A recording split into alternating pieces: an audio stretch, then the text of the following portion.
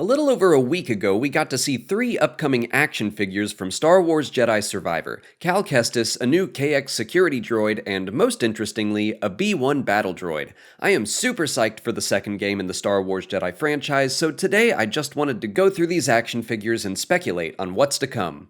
First of all, what's with the B-1 battle droid? Survivor takes place 5 years after Fallen Order, placing it about 10 years after the Clone Wars. Now, it's certainly not a stretch to say battle droids are still around at this point. We've seen them as late as the time of Return of the Jedi in the comics. A decade after the Clone Wars, I would think they'd be a rare sight, but not impossible to come across. So what does that mean for the game? I had a theory after the first teaser came out that the body in the bacta tank might be like a forgotten Jedi, someone who was injured during the Clone Wars, and then they were stuck into the tank to heal, and then Order 66 happened, and they were just stuck there.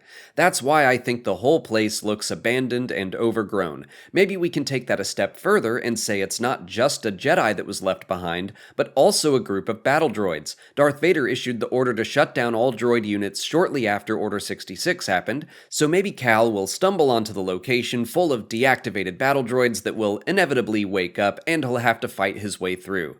I do think their coloring is interesting. Red and white markings. I don't know what they mean. They could just be customization, like we saw on other B1s in the Clone Wars, or maybe I am way off base with the deactivation theory, and let's be honest, I probably am. Their markings could align them with some criminal faction we haven't met yet that's illegally using battle droids for their security, something like that. No matter the case, I'm excited at the prospect of fighting them as Cal Kestis and hearing Matthew Wood's screams as I cut through them all. I don't have as much to say about the KX droid, but I do have some speculation. This new version is armed with an electro staff similar to the ones used by Magna Guards, or some of the Purge Troopers in Fallen Order. I wonder if the Purge Troopers are being phased out of service. We saw a handful in the Obi-Wan Kenobi series, but they just had blasters, which was probably more of a production issue than a decision about the universe. But as more and more Jedi are hunted down, Purge Trooper losses were probably getting pretty heavy, and there isn't much need to replace them if most of the Jedi are gone. So maybe we'll see Phase 2 Purge Troopers in the game with their blasters, and maybe the Electro Staff Purge Troopers are being replaced by KX droids. This new droid does have red markings that kind of match the black and red armor of Purge Troopers, but that's just a complete shot in the dark.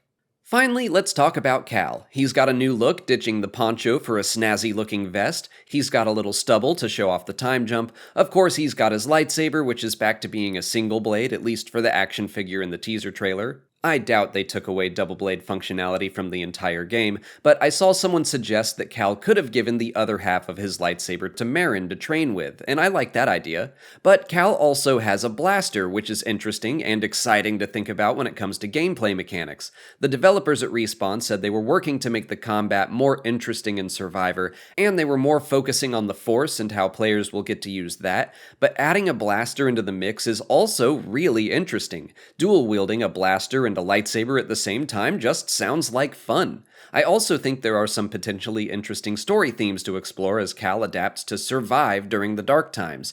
He's a Jedi, but he's also expanding his toolset outside of the weapon of a Jedi.